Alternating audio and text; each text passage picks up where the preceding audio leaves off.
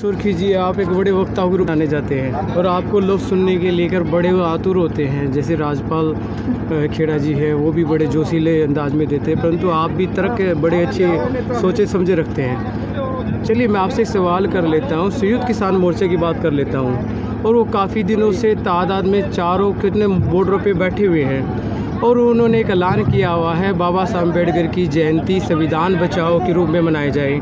क्या लग रहा है, संविधान को कहाँ खतरा लग रहा है भाजपा के राज में आपको? देखिए, सबसे पहले तो मैं आपके चैनल के माध्यम से पूरी दुनिया के अंदर बैठे हुए लोगों को बाबा साहब अम्बेडकर की 130वीं जयंती की हार्दिक शुभकामनाएं देता हूं। और मैं एक मज़दूर के घर में पैदा होकर के आज इस मंच के ऊपर मैं बात रख रहा हूं।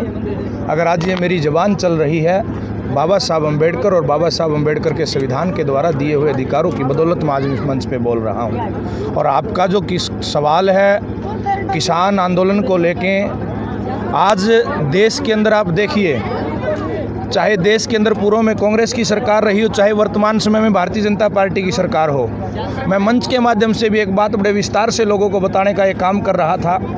आज सरकार सत्ता में बैठे हुए लोग, आरएसएस के लोग, वो नीतियां बना रहे हैं जिन नीतियों का संविधान के अंदर कहीं जिक्र ही नहीं है।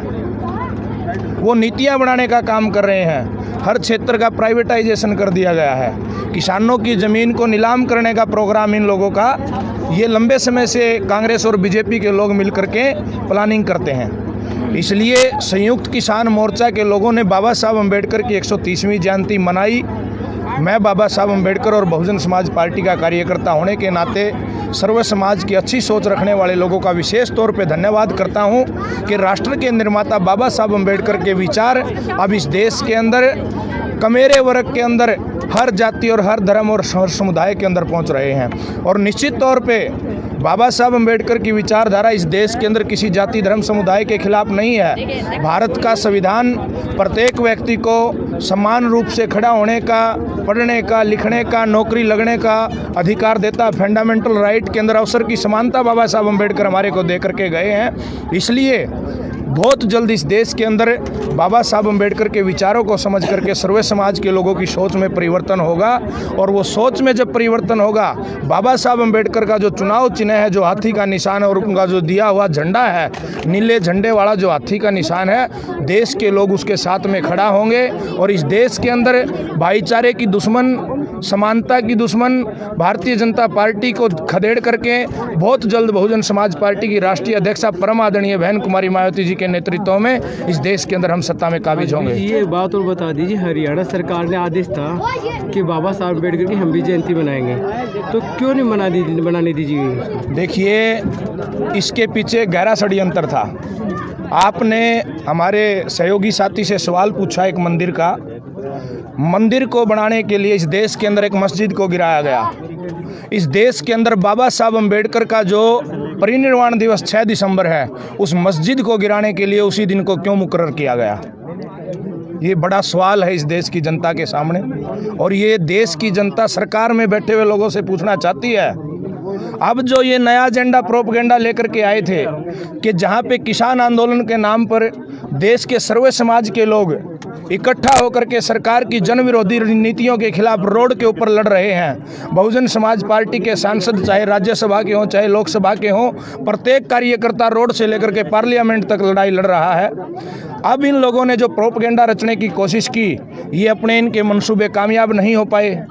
ये समाज में टकराव पैदा करना चाहते थे, इसलिए इन्होंने कोविड की आड़ में, कोविड का बहाना दे करके इन्होंने अपनी जयंती मनाने का आदेश वापस लिया। सरकार के जो नुमाइंदे हैं, विधायक हैं, मंत्री हैं, किसी गांव के अंदर जाकर के तो दिखाएं। और इतना गुस्सा है लोगों में, जैसे किसानी इशू को लेकर है, मजदूरी इशू को लेकर है, जैसे आप बता रहे हैं मनवाद को बढ़ाने का काम कर रहे हैं, मगर फिर जीत क्यों रहे? स्टेज टू स्टेज जीत रहे हैं। आप देख रहे चुनाव टू चुनाव जीत रहे हैं। राष्ट्रपति भी अपना है, जितने भी जो कानूनी दायरे में जो आते पद ओहदे पे आते हैं, ये खुद बैठे हुए। तो फिर ऐसा क्या है? ये भारत के अंदर जो लोकतांत्रिक व्यवस्था है जी, और जो अध्यक्षात्मक शासन प्रणाली है जी, उस संविधान के अनुसार प्रत्येक व्यक्ति को चुनाव लड़ने का हक है।